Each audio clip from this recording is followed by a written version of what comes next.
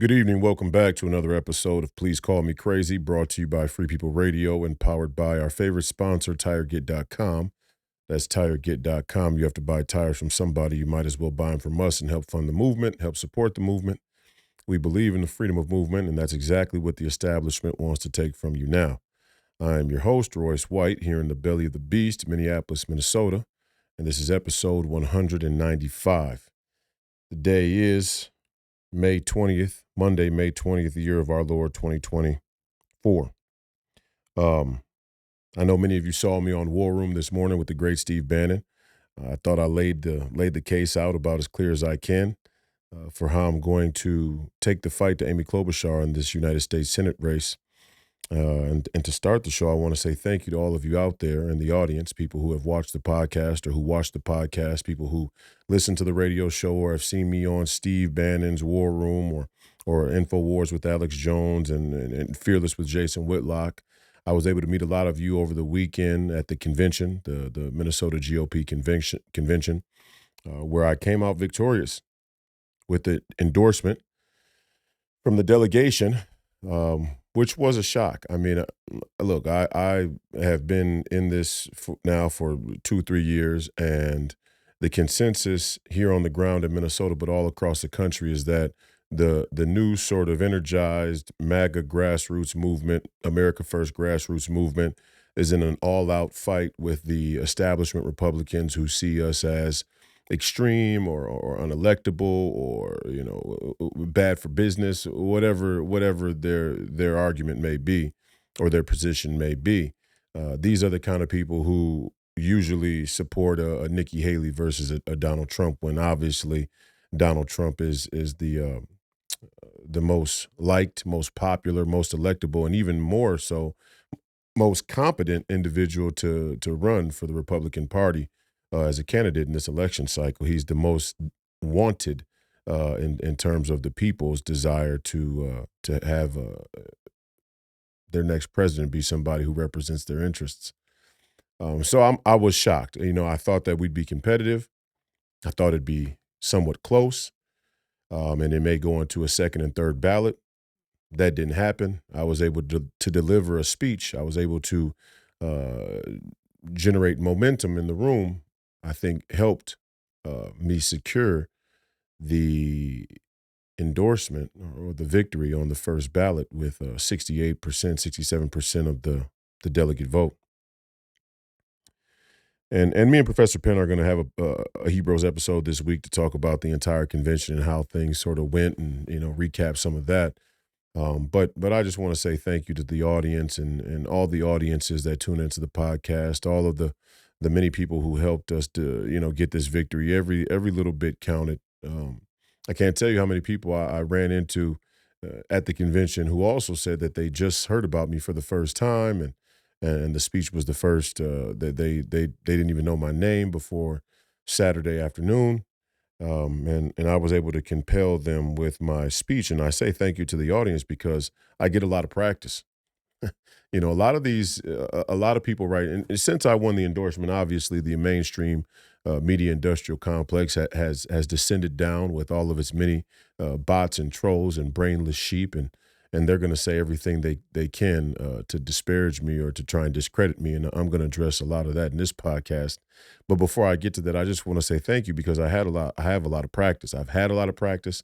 I get a lot of practice in terms of fine tuning the message and trying to find something that resonates with you out there in the audience. And we've been working on that now for almost 2 years. I'm almost up to 200 episodes, and right on the precipice of 200 episodes, we proved that without a bunch of money from special interest groups, without a bunch of promises to lobbyists, without a bunch of resources or organization and experts and consultants, we were able to win a primary endorsement in a major state political party, and in a state that's now going to be significant from what the polls say. Minnesota is in play. If Minnesota is in play at the presidential level, surely Minnesota will be at play or in play down ballot. And Amy Klobuchar is as vulnerable as anybody, because if the referendum is on Joe Biden and what his administration has done to this country, there is maybe not a single senator in the United States Senate that has voted in lockstep with Joe Biden more than Amy Klobuchar. But we'll talk about all that in the days and weeks to come.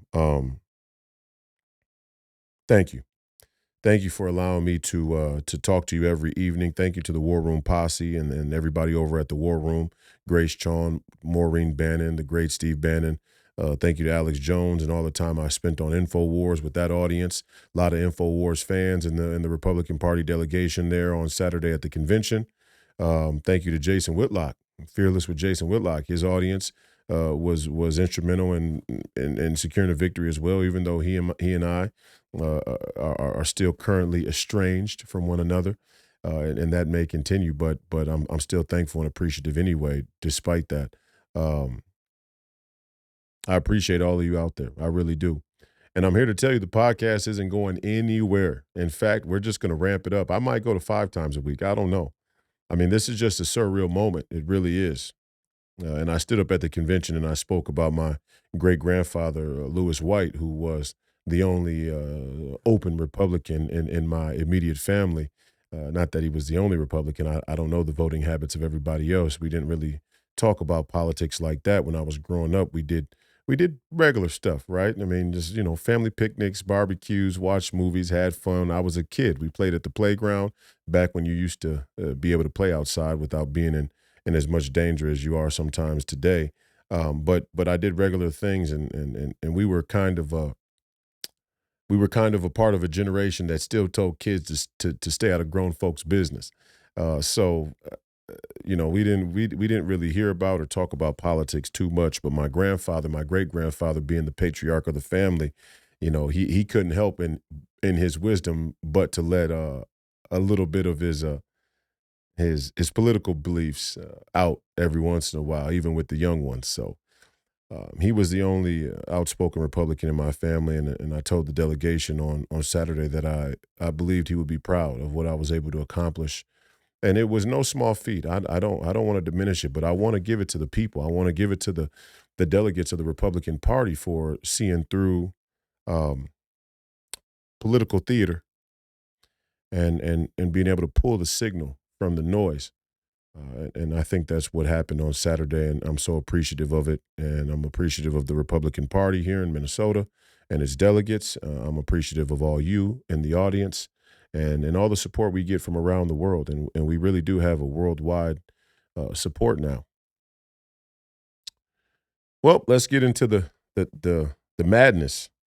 The madness has broken out since my endorsement, and there's this peculiar thing that's happened where the mainstream media all of a sudden wants to pin me as a Black Lives Matter activist, former NBA. But I saw it. Listen, when the Star Tribune and Fox News have the same headline, you know you're right over the target. Myself, Steve Bannon, many others in this America First and MAGA movement, many in this sort of libertarian conservative hybrid, many in the truth-seeking movement worldwide that extends beyond any political affiliation.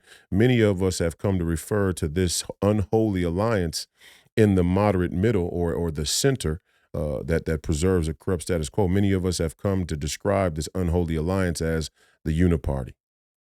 I don't think there's a better example of the uniparty than seeing the Star Tribune, which is about as liberal a local newspaper as you could possibly find in the country, right? I mean, it's Minnesota.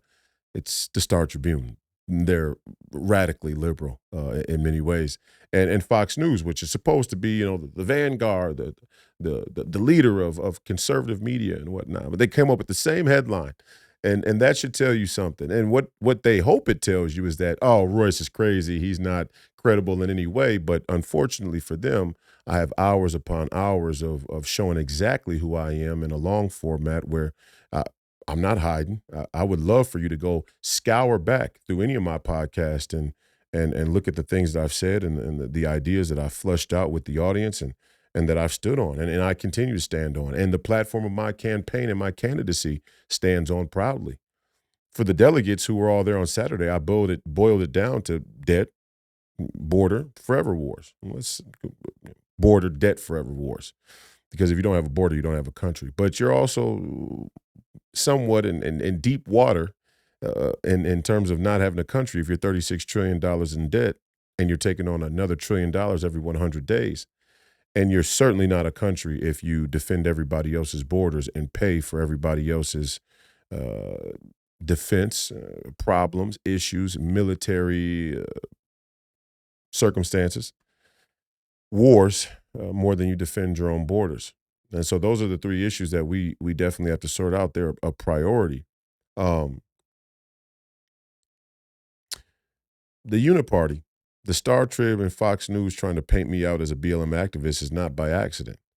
They want to discredit me on both sides of the aisle because I'm a threat to both sides of the aisle. I'm a threat to the establishment, the permanent political class, that makes this whole thing go, this whole scam, this whole Ponzi scheme. And what's at the bottom of it? I've said it before, but I'll continue to say it.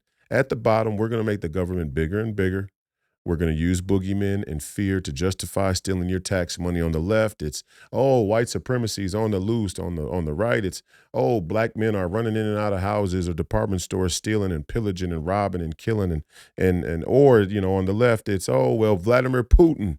Vladimir Putin is going to sweep across Europe, and before you know it, he'll be on your doorstep. On the right, it's the Muslims are coming. The Muslims are coming, and it's just a constant sort of run of the mill propaganda that I see through.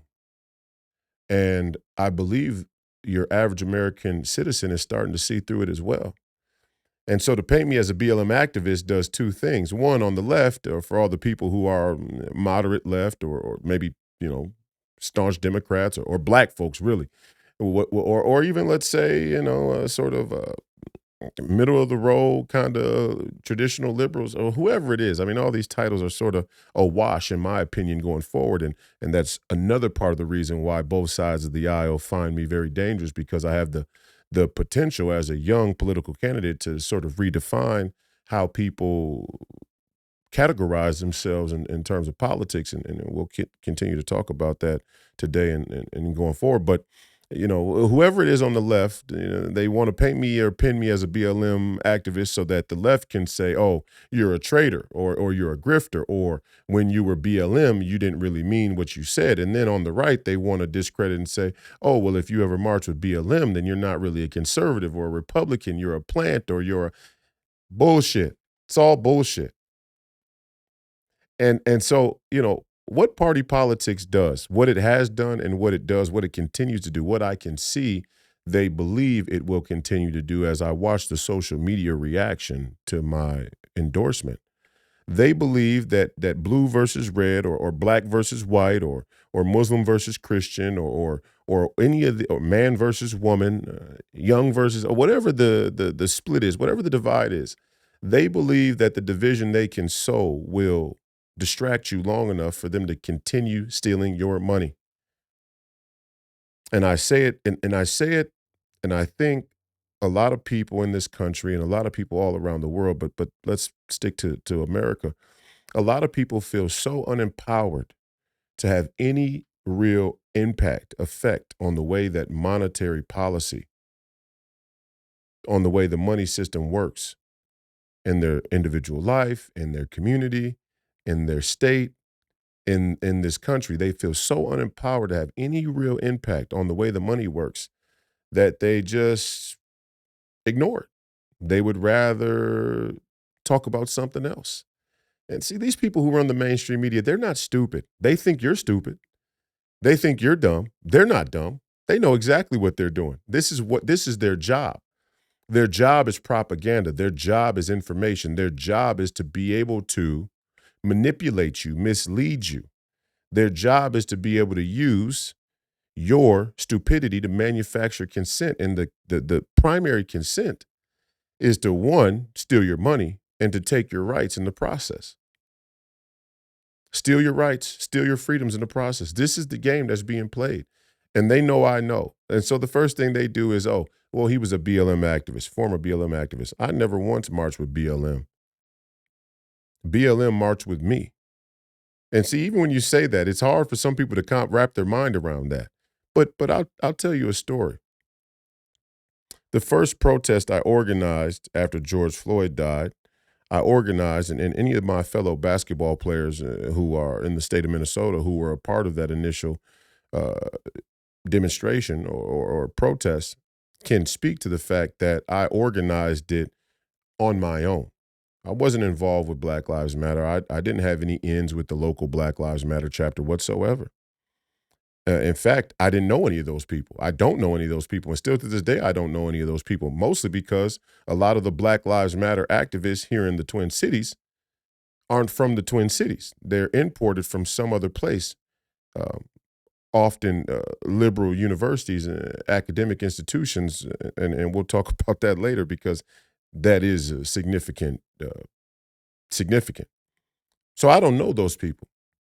Didn't know them when the George Floyd thing happened. Still don't know them today. Met some of them, ran into some of them, and was able to figure out a lot about their beliefs and their politics and what's really behind the Black Lives Matter movement here in the Twin Cities, but I'm sure is reflective of what's behind the Black Lives Matter movement writ large all across the country. But I never got together with them and organized with them. In fact, a funny story is after we organized a protest using just the grassroots, let's say, word of mouth from young Black men who had achieved a certain level of success in the sports community, by us organizing alone, we were able to generate enough um, awareness of the demonstration that we had bigger numbers than they had. And when we got those people out to the protest, I orchestrated or I led the direction of where the protest would go and what the message would be. And that's why we went to the Federal Reserve. And we went to the Federal Reserve 10 times. And during those 10 protests, we didn't have a single fight. We didn't have a single fire. We didn't have a single arrest.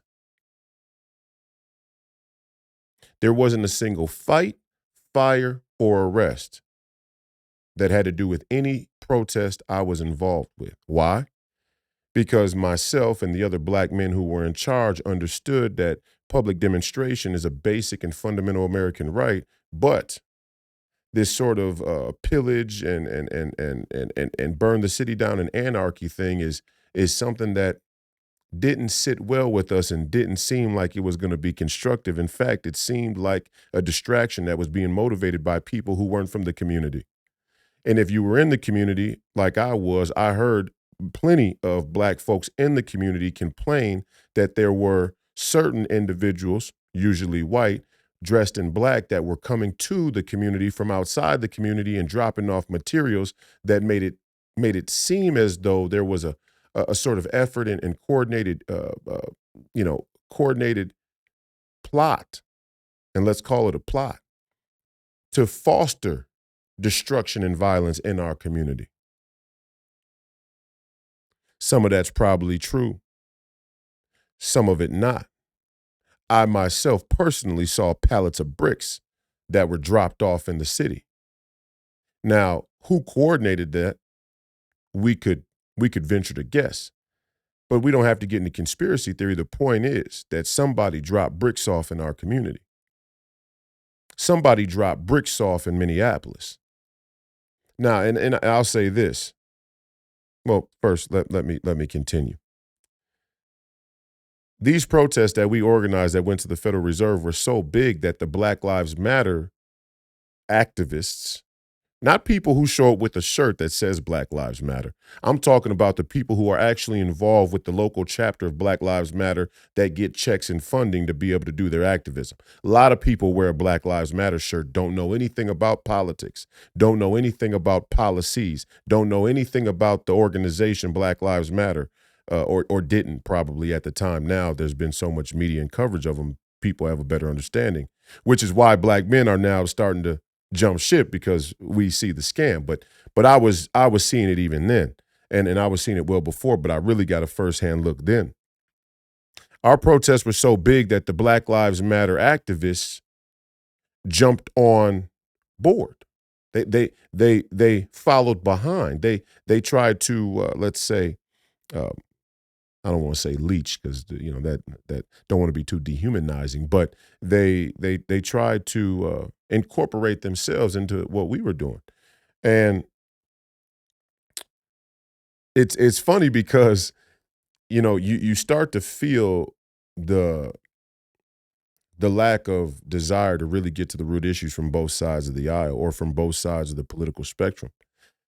And this is a good example. I mean, even with the Black Lives Matter thing, their number one criticism of me and the other black men who stood up there and tried to talk about important issues, their number one criticism is why didn't we go through them? Why didn't we go through them to organize a protest? Why didn't we go through them if we wanted to do something in the community? And my response to them was, who the fuck are y'all? And that's part of the I tell you this for those out there who are watching, who are conservative or who are Republican. I tell you this so you have insight into the way that the black community activism is working, so you can know, so you can be empowered to take the real message, the real ideas, the truth of the populism that's bubbling up in our country into those communities because it's ripe. Because the people who are there now are full of shit. My response to them saying, why didn't you organize a protest with us? My response to that was, who the fuck are you? I don't know you. I grew up in Rondo. I grew up in St. Paul in the Rondo community my whole life. I grew up on the north side of Minneapolis my whole life. I've been around this entire city from Roseville to Richfield to Edina to you name it. South St. Paul. I played basketball in South St. Paul. My Mexican family was, one of the first Mexican families to settle on the west side. My grandmother worked up there in South Minneapolis towards Lake Street. I had friends that lived on the south side of Minneapolis. I'm from the Twin Cities, born and bred. Born and bred. I don't know you people.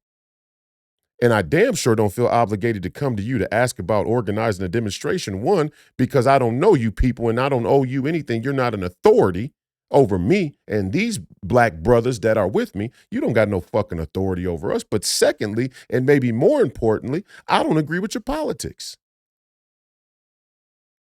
I don't agree with the points of emphasis in this whole little movement y'all got going on. And I damn sure can look at the sort of you know goofy individuals who you got leading this thing and tell you that they're not worth their salt politically at all. So my point in saying that is I was at odds with the local Black Lives Matter movement upon arrival. And there are many black men, there are many black Americans who are currently at odds in the inner city with the local activism that represents the black community in their community. I want you all to understand that. And that's a real sign of hope. And that's, people are starting to get it. That's part of the reason why you saw what took place out there at Moorhead, which took place out there. And it's part of the reason why you see all of these black people standing up in these different communities all around the country as a referendum on Joe Biden. But it's not just about Joe Biden. Joe Biden just happens to be sitting in the seat right now. It's not about Joe Biden. This is about promises that have been made that were not kept. This stems all the way back to Ice Cube saying, what are you getting for your vote? And what they'll have you believe with all of their social media bots or, paid actors, brainwashed, people who actually believe it, they're brainwashed, whatever. They'll have you believe that this sort of fake consensus that exists on social media represents the greater community of American citizens, but more specifically, the black community. When Ice Cube said what he said, nobody who I know looked at Ice Cube like he was a traitor or a sellout. And that's not just because I know Ice Cube personally and I play in his league, but I'm just talking about your average, everyday black person from the community wasn't looking at Ice Cube like he was crazy or something was wrong with him. We've been saying the same thing in the black community for a long time. There is something going on in the black community between the power brokers and the community leaders and these politicians, whether they be in D.C. or they be at the local, state, and city level. There's something going on there that has been able to, let's say, manufacture a belief about the way that black people vote politically or participate politically that doesn't represent the actual community.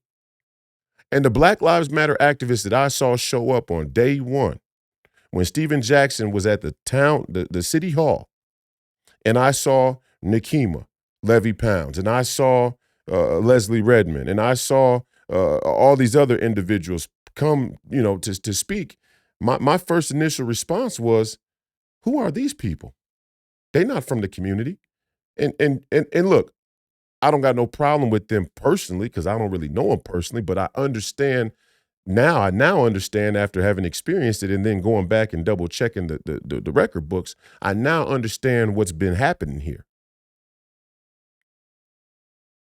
And I don't got no problem with Leslie. Leslie's all right. She's cool. I mean, I don't agree with her politics, but we never had no bad interactions.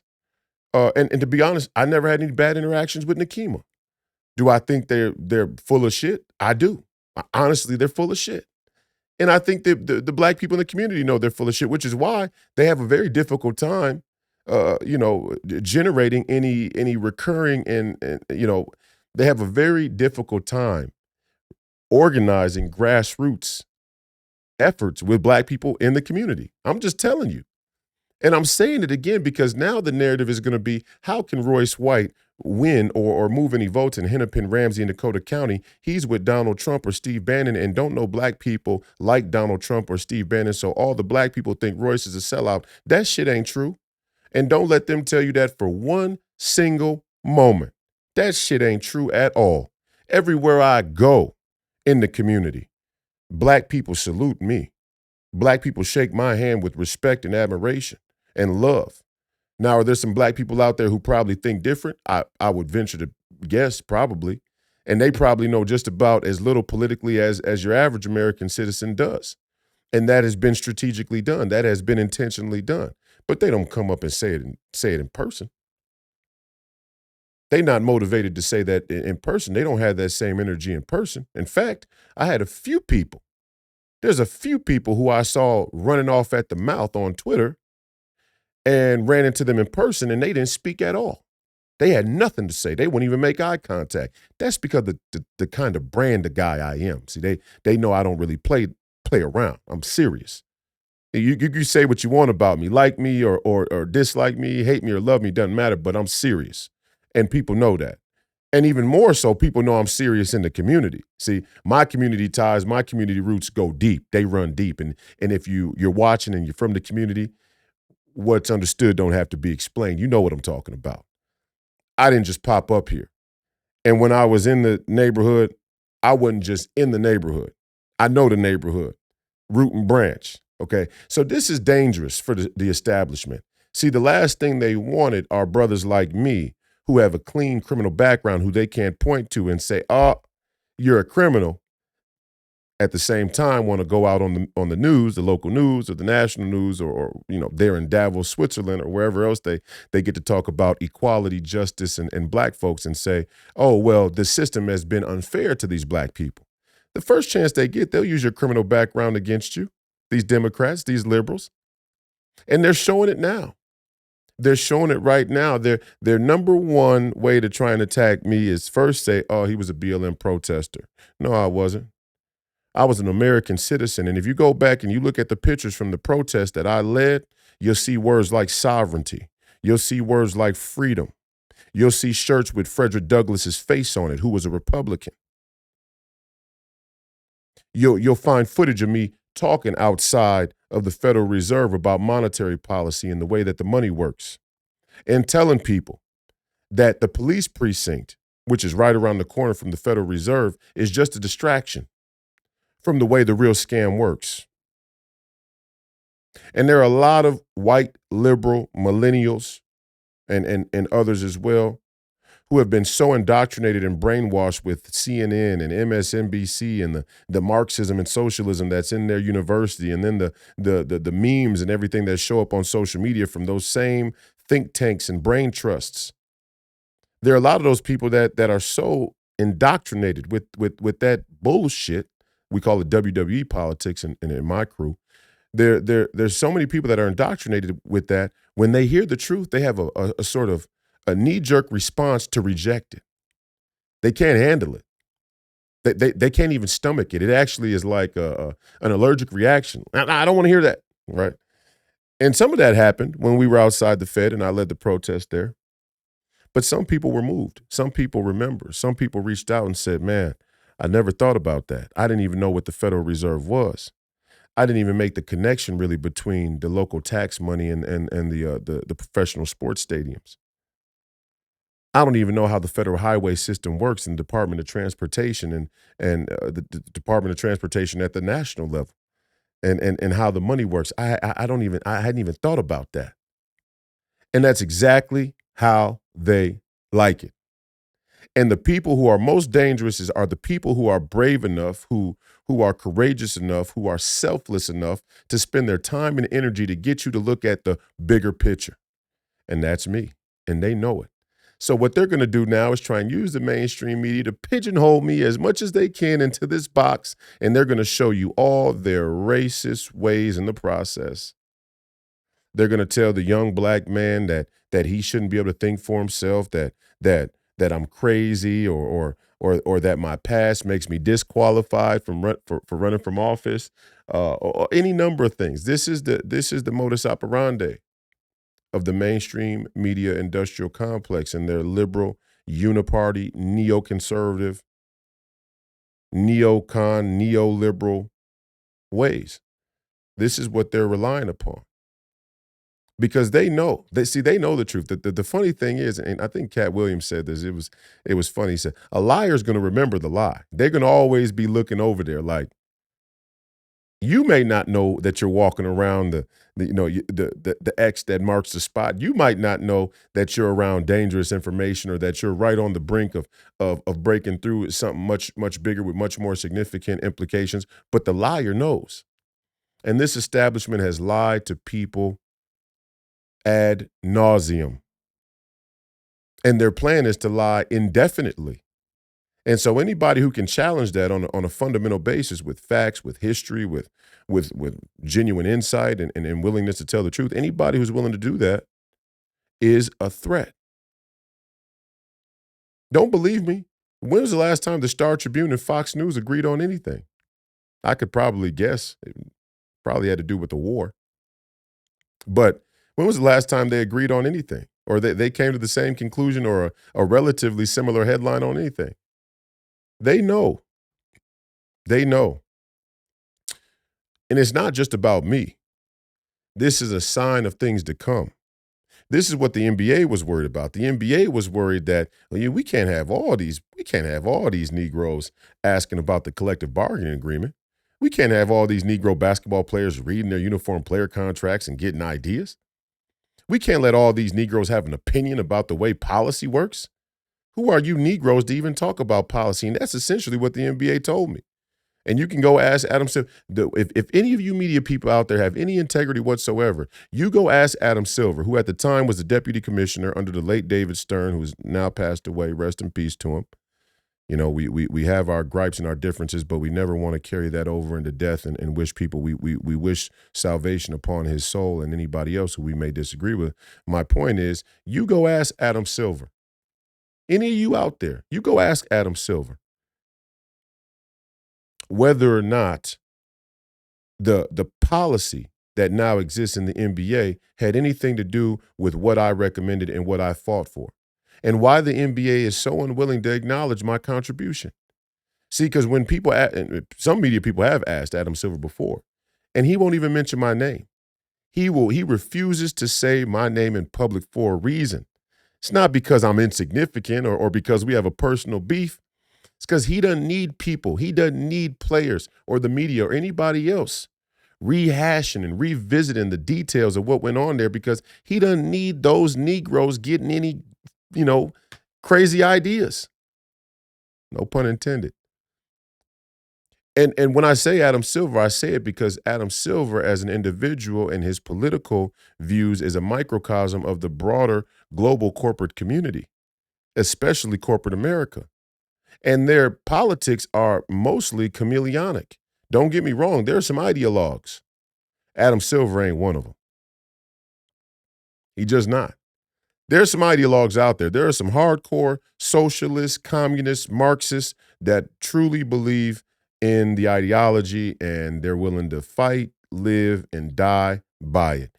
Adam Silver ain't one of them. And many of these corporate leaders in our country are not ideologues. They're not ideologues. They're opportunists. They're self-preservationists. That's who they are. They know where the momentum is. They know where the momentum of the machine is.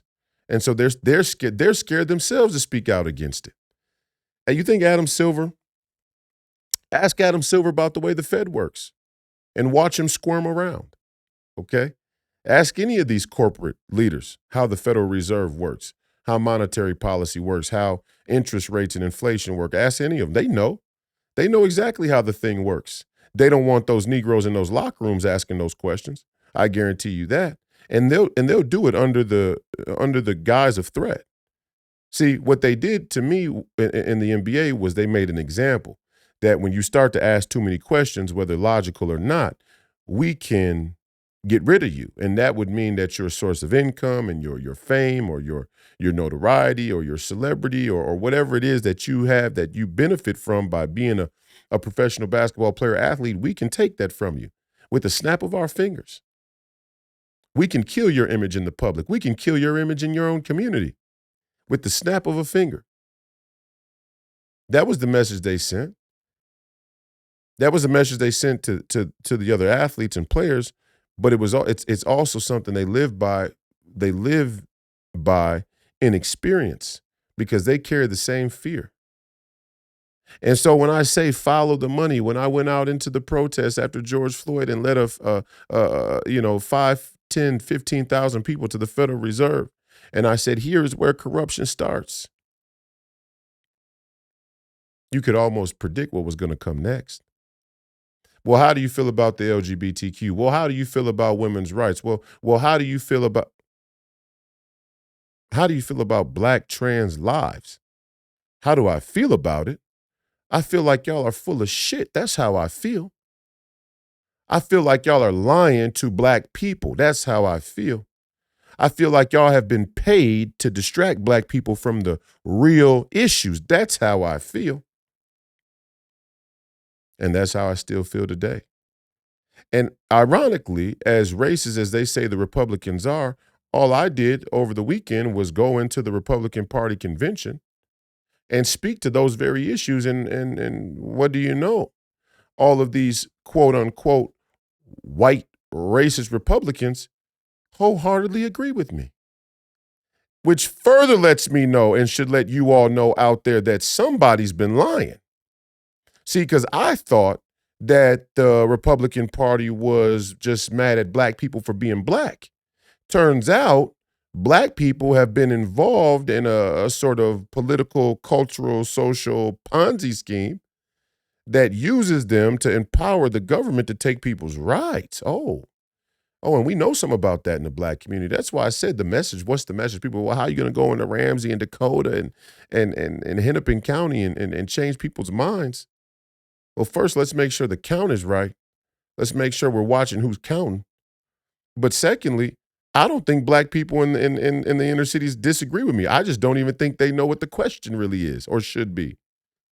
The question should be, if you think the government is corrupt, if you think the whole system is guilty, and that's the number one chant I heard out there when George Floyd died, which is why I'm happy I was out there so I could understand what the actual thought process, or at least the propaganda and narrative was. If you believe the whole system is guilty, if you believe the government is corrupt, why would you vote to make that system bigger? Why would you vote to expand the government? And a vote for the Democrats is a vote to infinitely expand the federal government. Show me one fucking Democrat who will talk about limiting the scope of government. Show me one. Show me one. Only one you could possibly name is RFK, and RFK done went independent because He knows he's an outside. I mean, he knows he's a lone wolf in talking about any of that. Show me one. So a demographic of people in black communities all across this country that don't trust the government have been brainwashed into believing their freedom, their prosperity and well-being is solely reliant upon the infinite expansion of the federal government. And see, when I talk like that, I start to get nervous.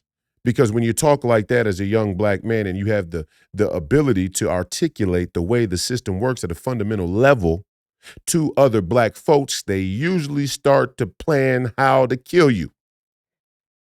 Whether they try and kill your reputation, or sometimes if you get close enough to the sun, you know, Icarus, if you fly close enough to the sun, they'll actually fucking kill you.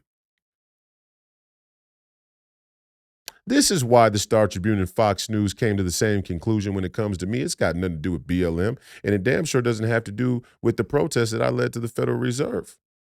It doesn't have to do with Steve Bannon. It doesn't even have to do with Donald Trump. This has to do with me talking about the way the fucking money works. Because the way the money works is the most threatening and dangerous topic issue to the establishment. Because once the people figure out how they've been scammed, they're going to throw you permanent political elitist hacks out on your ass. You're going to be out. And we're right about approaching that point. I mean, we're right there. We're getting right up to the edge where people have now run out of the sort of convenience that kept them distracted and complacent. They've run, that's run dry. So now people are starting to ask basic questions like, wait a minute, I live in the South Bronx, and all of a sudden illegal immigrants are being brought, bused, flown into our communities and given refuge and housing at your local recreation center where my son, daughter, nephew, or whoever plays their sports. And we're being told that the illegal immigrants who aren't even American citizens take precedence over us.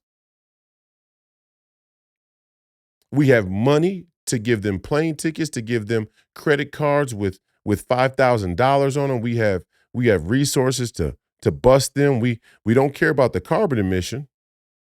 We don't care about the carbon emission on the buses or the airplanes that bring the illegal immigrants in, but you want us to stop eating meat because the cow farts are going to destroy the climate. I mean, do you really think black people are that fucking stupid? The answer, unfortunately, is yes, they do. They do think you black folks out there are that fucking stupid. They actually do. They actually think that they can cart you into these liberal universities like the University of Minnesota or the University of Wisconsin, or if you're special, if you're a special type of black person, we can bring you to the HBCUs and then have Joe Biden come get an honorary PhD when the motherfucker signed the 1990 crime bill that incarcerated many, many black people for very, very petty crimes, an ounce or two of marijuana. They think you're stupid. What they're finding out now is that you're not so fucking stupid. And now they got to try and thread the needle. How long can we keep black people on the plantation so to justify the outcome of elections while we find them a replacement? And that is the sole source of illegal immigration for political and electoral means. They plan to replace you. And they learn from you. They learn that if you're dependent on the government, then effectively you'll do what they say, or at bare minimum, you won't question when they use your name for whatever political agenda they have. They learned that from you, and now they're going to try it on the illegal immigrant population. Why? Because, hell, I mean, if English is your third, fourth language, it's going to be real easy to hand you a credit card or a monthly stipend and get you to sign over your rights and your likeness to whatever political agenda that we have. I mean, that's just kind of 1, 2, 3. But they learned it from you. They learned how to do it from you. The welfare program was a predicate to the illegal immigrant invasion. Let's blow the government out and make sure that that Democrats never lose another election program. One was the predicate for the other, and now black people are starting to get pissed off all across the country. Slowly but surely, black people are starting to get pissed off. And let me tell you how things work. Things change slow and then all at once. And right now, they know that the all at once is coming. They know from the polls that for the first time in my life, a Republican presidential candidate is polling ahead of a Democrat presidential candidate with black men. That's the slow and then all at once that occurs. The question you have to ask yourself out there is what is a viable strategy? I think I have one. We're going to go into Hennepin, Dakota, and Ramsey and ask them very basic question. Do you want to have a country? Do you want to be a citizen? Do you understand what citizenship is and what it provides? Do you understand that without citizenship, you don't have any rights? Without any rights, you can't be free. And whether you know it or not, the corporate oligarchs that run this country and the monetary policy, like at the Fed and control the cost of goods or services that control the inflation or the interest rates, like for, let's say, the small businesses who have bank loans and have to pay interest. Do you understand that once you lose your freedoms, formally or informally, you will become a slave? And that slavery has the ability to change. Just like we went from chattel slavery to wage slavery, now they plan to go to technological slavery. And the benefit of that is technological slavery can make you feel like you're free as a bird. There are people out there who are so wrapped up in the chemical high of their technology. They feel like they're free as a bird. You have the illusion of freedom. You have the manufactured illusion of freedom. You're not free. And increasingly, they're so brazen that the Democrats and the liberals, and we don't even have to call them by name. Let's call them globalists. The authoritarians and tyrants, they're so brazen about it. They're kind of planning on just impeding in your digital freedom as well. They're not even going to let you play around on the internet freely coming up here soon. And so the strategy of the campaign and what makes me a threat, a real danger, is because I know I understand the issues. And even more importantly, I can articulate the issues. I can articulate the issues in a way that resonates with people. And that's what happened at that convention on Saturday. They didn't vote for me to become the endorsed Senate candidate because I fooled them. I tricked them. I started to talk in a different way. I'll post a video of my acceptance speech. I didn't talk any differently in front of them. I mean, a little more stern and formal because we were in a formal and stern setting, and this is more of a relaxed, just a good old Minnesota country boy. But, I talked a little more formally and with a little bit more sternness, but the ideas are the same. Identity politics are for stupid people. Idea politics are what we have to go to, and we have to stop letting identity politics get in the way of idea politics. We have to sort out the ideas. And that's the black community, but it's the entire American populace. What are the ideas? Okay, let's prioritize what comes first. What comes first is you have to safeguard your citizenship. And it just so happens that we have a president and an administration that has left our border completely unguarded. By definition, if you don't have a border, then you don't have a country. And if you don't have a country, you don't have citizenship. That's basic math. This is what makes me dangerous. This is why Fox News would just as soon as write an article calling me a BLM protester before they'll have me come on one of the programs. And it says something about them, but it also says something about everybody they have on those programs. They're very comfortable having people in the program that are within the boundary of what's really dangerous. They know who's really fucking dangerous. They know where the hot button is. They know where the hot spot is. They know what could really bring the mask off the whole scam, the whole theater. They don't want to either. It's just like these people who I hear say, "Oh, Republicans, we don't want Ilhan Omar out of office. We raise a lot of money on Ilhan Omar." It's offensive. It's offensive. It really is. I don't give a shit about how much money we raise. Sure, we need money. And if you can, go to roycewhite.us and donate your small dollar amounts. We appreciate every single cent. But as I've said before, and I'll say again, this is way bigger than the money. The money we've already let lean way to the one side of the political spectrum. This is way, way bigger than the money. This is about ideas. This is about ideas. This is about messaging. This is about telling people something that they can understand and that resonates with their life. And they can tell you whatever they want to. I mean, they're going to say every. I mean, the horde is descending on social media. I can see it. I can't tell you how many liberals with blue waves and blue hearts and yellow hearts and trans flags and LGBTQ flags and Ukraine flags and vaccine little needle emojis and everything else have popped out of the woodworks to say any number of completely demeaning and bigoted things. But they're going to show you exactly who you are, who they are. You just watch. Just watch. Just watch. Let them show you who they are because it's coming. It's coming right now.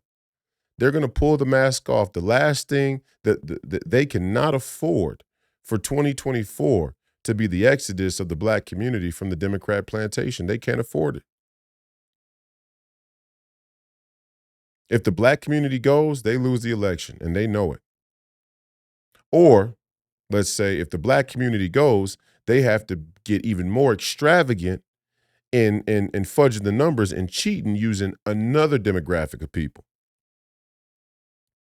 And the more extravagant they have to get in their cheating, the better it bodes for us and the American people, that the American people will finally start to feel that they've been cheated.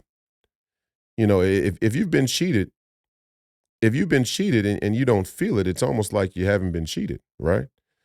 I mean, to be cheated, you kind of have to know you've been cheated. Many people don't know they've been cheated. Many people don't realize they've been cheated. And I mean Americans broadly. But a lot of black people don't realize how that they've been cheated. And there's a lot of white folks in the country who when black people say we've been cheated but may have the wrong diagnosis of how the cheating has happened, they don't want to concede that those black people have been cheated. And that's what makes Steve Bannon so brilliant. Because Steve Bannon was able to let's say, he was able to set aside the sort of cultural nomenclature that black people are just complaining to really identify for black people why their complaints are legitimate. And that same sort of intellectual and political awareness and edifice is something that needs to spread to the entire American populace because it's true at both levels. Yes, black people have been cheated greatly, and they need to properly identify how, institutionally. But the same thing goes for everybody else in this country. And they know I can bridge that gap too. Because the same thing that's been done to black people in black communities by this establishment and this system is the same thing that's been done to you. You, and when I say you, I mean anybody and everybody else, including white people. They're doing the same thing to you. And don't you for a second let them tell you that you are ungrateful as an American citizen because you question the corruption of this system. Don't let them tell you for 1 second that you are ungrateful, that you are not a patriot, that you are not an American if you don't revel in your identity or your citizenship, especially when they're selling you out every chance they get.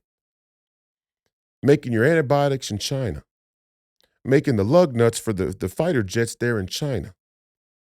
using slave labor there in the Congo to pull cobalt from the mine so that they can have electric vehicle batteries so that they can go green. I mean, isn't this just typical that the propaganda from the slave master is to tell the slave that in order for you to be healthy and prosper, we're going to need you to work in the cobalt mine so that the climate can be saved. Slave labor for green energy? You tell me, you liberal Finocchio fucks. You got a whole different player here now. You're playing with the big boys now. See, and there's another thing that I've talked about on the podcast many times, but I feel compelled to now even more than ever before, given the circumstances of my latest endorsement and the question of whether or not a certain language is becoming of a United States senator. That's the whole scam. Anytime you see somebody say that, you know one of three things. Either they're a bot, not a real person, they're being paid to say what they're saying, or they're a brainless, brainwashed sheep of the propaganda. One of those three things. Anybody who questions whether or not somebody is fit to be a United States senator based on their language, I mean, you just know these people have no fucking clue what citizenship is. They have no basic understanding of citizenship, of freedom of speech, of the right to bear arms, basic constitutional rights. Basic constitutional rights, an American Constitution, by the way, that was used to argue for the abolition of slavery, that was used to end segregation. That same Constitution they want to throw out. Why do you think they want to throw out the Constitution that eventually led to the abolishing of slavery and the end of segregation? Why do you think they want to throw that Constitution out? Because they want you to be more free than ever before?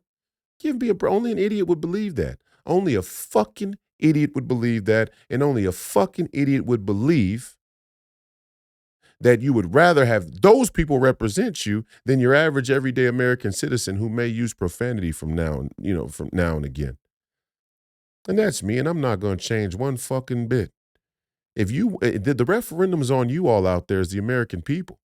I'm 33 years old. I'm not going to start selling out and changing the way that I talk and the things that I say to be successful as a politician. This ain't a profession.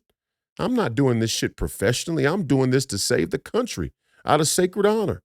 And my sacred honor calls for me to be honest. And the honest to God's truth is, too many politicians are too polite.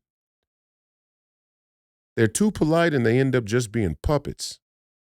Dancing around issues, got strings on them, dancing around. Too polite. Can't even say what needs to be said, too polite. Too many people in this country like their politicians more polite than they do honest. They like their politicians more polite than they like them being honest. And that's the problem. And we all know that's the problem. We all know the politicians are getting bought off. We all know there's this sort of thin veil of civility and gravitas that your average politician tries to portray, right? That's why they all wear those suits that are all too many sizes too big, because they're trying to portray a sense of competence. And what did you get for it?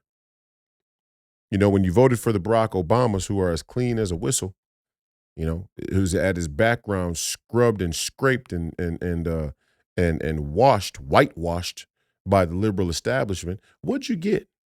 What'd you get for your vote? I asked the question Ice Cube asked. What did you get for your vote? You voted for a guy who's squeaky clean.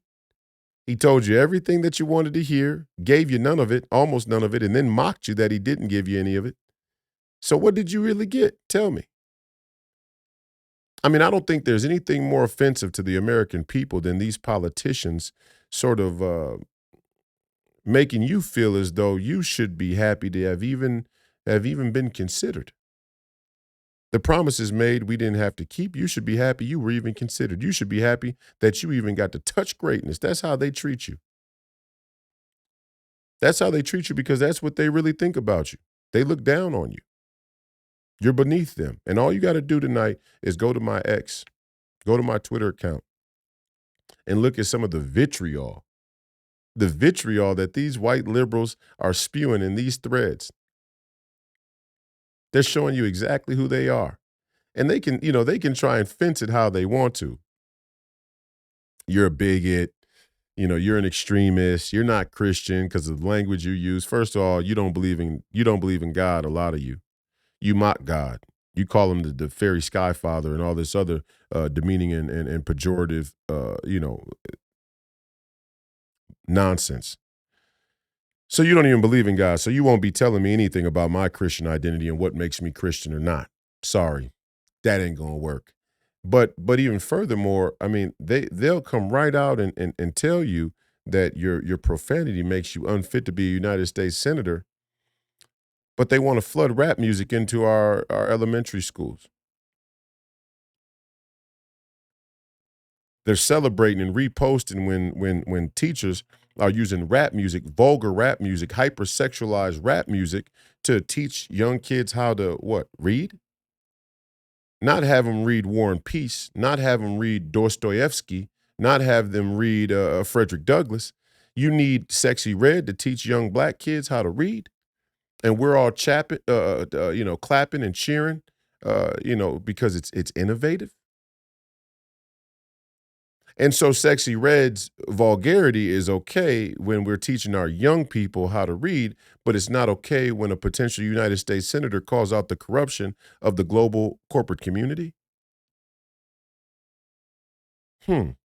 The things that make me say, hmm. The things that make me say, I don't even think these people are real. It was funny. There was a friend of mine who posted something on Instagram, and there was a person walking, and he came on his story live, and he goes, "Man, I just want to tell y'all today.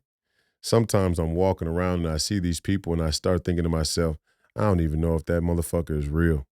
I don't even know if that's a real person walking there." I mean, it's funny. It's funny. It's supposed to be lighthearted and humorous and comical, but part of it really starts to, you really start to think about it because the stupidity is so profound, and they're so arrogant about it. It's like you can't. For example, I said on my Twitter account today, "You mean to tell me I'm the crazy one? I'm crazy because I want to have a border, or I'm crazy because I think the elections aren't secure, or I'm crazy because I know there are such things as direct energy weapons, and that the Maui fires were super suspicious to say the very least, or I'm crazy because I think our relationship with China is wholly inappropriate on a moral and political or ethical basis, given the Uyghur genocide, or even by the climate lobby's own standards, the amount of pollution they dump into the air. I'm crazy for all of those things, but you people believe you could cut your penis off and that makes you a woman. But having a penis doesn't necessarily make you a man, and I'm the crazy one? Oh, fuck off. Go fuck yourself.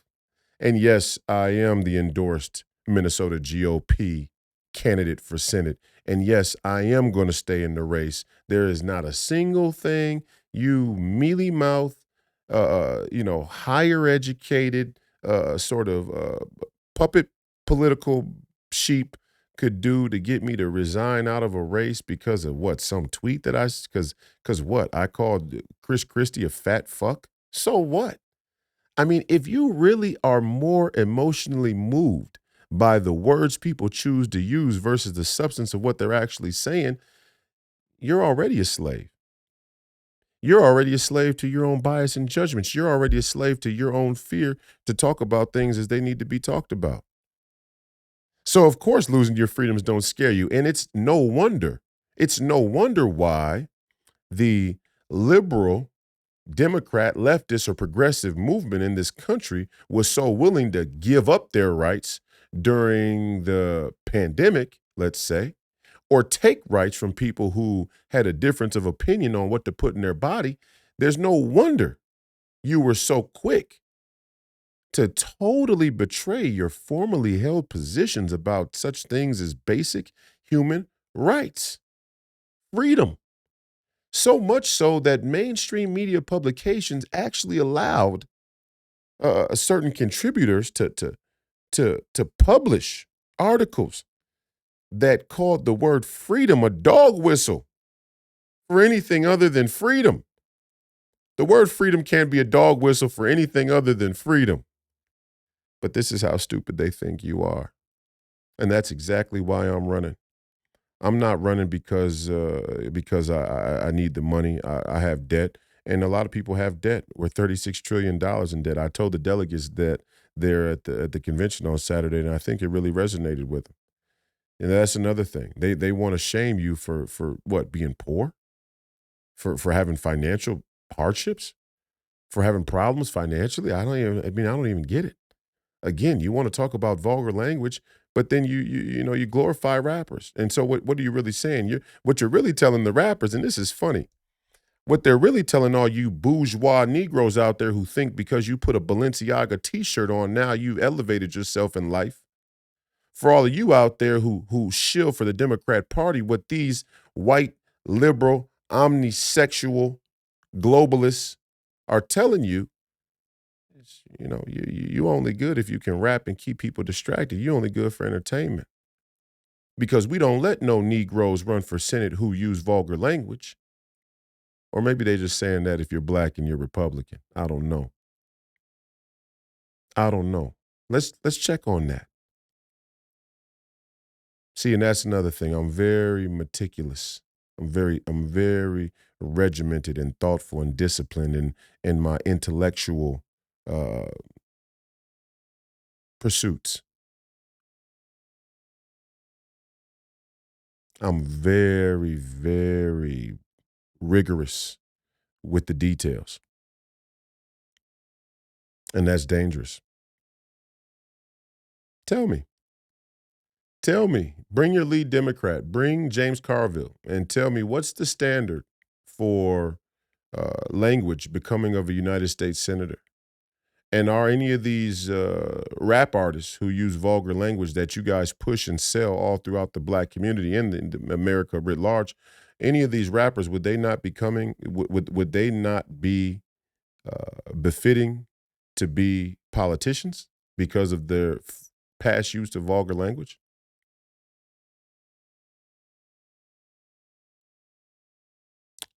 All of the masks are going to be pulled off now. People are going to show you who they really are, and that's another reason why I'm running. Because I know as a black man who's had his identity used to manufacture consent for this scam that's run on American people and on American citizenship, as a black man, I'm duty bound to throw my hat in the race. I'm duty bound to stand in the crosshairs, to stand in the line of fire and allow these liars to show you exactly who they are. I'm duty bound to do that. And I wear it as a badge of honor. So, again, don't let the mainstream media fool you. Don't let the mainstream media get you to thinking that we're discouraged or this campaign is already going great. They're already giving me more media coverage in 24 hours than they did in the entire run up to the convention. In fact, that's what they're mad about. That's what they're fucking upset about.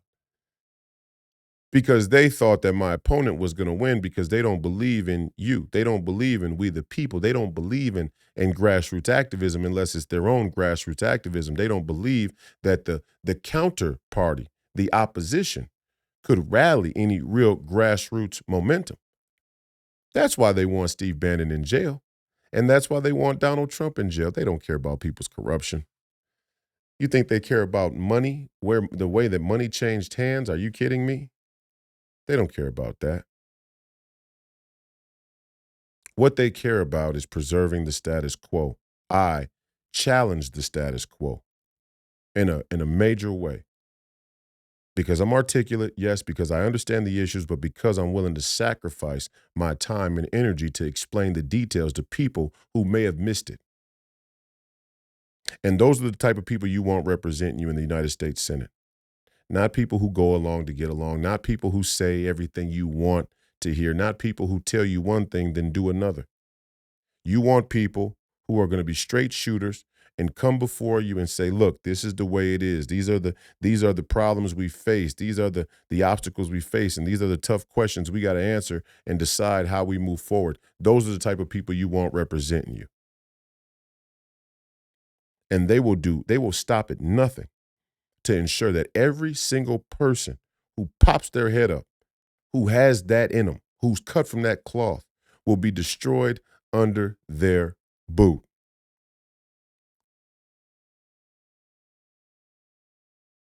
The federal government, the establishment, the permanent political class, they got their foot on your back. They got their knee on your neck, intellectually, psychologically, economically, politically, increasingly spiritually. They got a foot and a knee on your neck. And the greatest thing they've been able to achieve is getting you to believe that you're in a perfectly good position, that you're just fine. Everything's going well. Everything's not going well, but it is going according to plan. This has been another episode of Please Call Me Crazy, brought to you by Free People Radio, powered by our favorite sponsor, TireGet.com. That's TireGet.com. You have to buy tires from somebody. You might as well buy them from us and help fund the movement, help support the movement. We believe in the freedom of movement, and that's exactly what the establishment wants to take from you now. I'm your host, Royce White, here in the belly of the beast, Minneapolis, Minnesota, and this was episode 195. Monday through Friday, the John Fredericks Radio Network at 9 p.m. Eastern. Tune into the Royce White Radio Show on Saturday mornings at 9 a.m. Eastern. You could tune into Real America's Voice before War Room with Steve Bannon for the Royce White Show. And obviously Monday, Wednesday, Friday here on Please Call Me Crazy. We appreciate your viewership and listenership today and in the future. If you get a chance, go to roycewhite.us. Hit the donate button if you can. Sign up to volunteer. Get on our email list, so on and so forth. If you're interested in signs, if you're interested in any other information, make sure that you email the campaign. The campaign address is the PO address that you can find at the bottom of the website. If you go to Anodot because you want to donate through Anodot, disregard the address that is listed on our Anodot page. The address you need is at the bottom of the website on the footer, and it's a P.O. box located in Hopkins, Minnesota. So that's a bit of housekeeping as well. Amy Klobuchar, please, when you're ready, come debate. I saw you white liberals on Twitter and X saying how intellectually superior Amy Klobuchar is than the young black man who has his own ideas. Please, if you have time, I know your donor luncheons and your special interest in lobbyist meetings get a little bit lengthy there during the week. But if you have some time to break away and come back down here with the little people, with the people who are smaller than you and dumber than you, please, I would love to sit down and debate some of these key issues. Most of all, the Ukraine, in which many Democrat voters, commentators, pundits, and politicians believe that the only acceptable outcome is the complete defeat of Russia. Complete victory is the only acceptable outcome in that conflict. And I just, for the life of me, would love for somebody to come forward and tell me what that looks like. Here we are now into 2 years of this war, and we're still funding it, we're still supporting it, we're still involved in something we shouldn't be involved in, and nobody can tell me what this victory looks like. Do you think that's by accident? You think it's by accident when you get into a fight with your girlfriend or your wife or your boyfriend or husband, and they don't have a real definitive answer on what they would like you to do to stop the conflict? Doesn't that kind of tell you something? I mean, in my mind, when I know people who have that type of relationship, or I've been involved in that type of relationship myself, I can't help but start to think, hey, maybe this person's just interested in fighting. Maybe this person has a vested interest in fighting. Maybe your government has a vested interest in fighting. That's it for me. I appreciate you being here this evening. We're just getting started. The campaign's just getting started. Again, I want to thank everybody who was involved in securing the victory on Saturday for the endorsement. It is a historic moment, not to throw the DEI, identity politics, out there, but it was the first time in Minnesota history, I believe, that the Republican Party nominated and endorsed a black candidate for the United States Senate. And all of these diversity, equity, and inclusion publications failed to mention that as well. And there's a reason for that too. But we're excited. I say that as a joke. I could care less. Black, white, Mexican, call me what you want. Just don't take my citizenship and my freedom. Um, we appreciate everybody who was involved in the win. We really do. I'm still, in a sort of surreal state from what took place on Saturday. And I hope I was able to inspire people. I hope people were inspired. I hope people understand what it is that I'm talking about in terms of the ideas. Again, border debt forever wars. There are a lot of other issues too: election integrity and our education system, and there's so much stuff that we have to work on. But we do have to prioritize. And like I said on previous podcast, the border, the debt, and the forever wars are inextricably linked. They're three separate issues, but they're one issue, because without the other, you can't deal with any of them, right? They can't be dealt with separately. Unlike Israel and Ukraine, these things can be dealt with separately. Border, debt, forever wars cannot be dealt with separately. If you don't have a border, you don't have a country. If you're $36 trillion in debt, you're bankrupt. If you defend everybody else's borders more than your own, if your resources go to everybody else around the world more than it goes to your own citizens, you don't have a country. You don't have a country, you don't have citizenship, you don't have rights, you don't have freedom. This is a basic idea. And the reason why I keep it basic is because at the bottom of the pyramid, at the bottom of the priority list, or let's say at the top of the priority list, have to be the basics. I get up to play a basketball game. Do I have my uniform? Do I have my shoes? Do I got a bottle of water? Am I stretched out properly? Have I eaten? Did I brush my teeth? I got to go through the basics first. They want to take you to some extravagant, let's go live in a space habitat and let's, slam atoms together at the Hadron Collider and, let's do electric vehicle trucks. And I mean, they want to take you to the most extravagant thing possible, like climate change, which they've said was going to be a disaster every 5 years since the 1970s, and it's yet to happen. They want to take you to these abstract, extravagant, sort of scenarios, and it just ends up distracting you from the very basic, essential things they're stealing right before your very eyes. And then they tell you don't believe your lying eyes. Thank you again. Godspeed to you. The fight continues. We can win. We can win. This was a major win for the America First movement and the Ultra MAGA movement here in Minnesota. The Minnesota Republican Party delegation has made a shift, a significant shift. And we're so thankful that what I said resonated with the people. And I look forward to going around the state of Minnesota and bringing more clear, logical thought to everyday American citizens who have been lied to and manipulated and misrepresented. I'll see you on Wednesday evening. Again, the fight continues, and as always, Godspeed.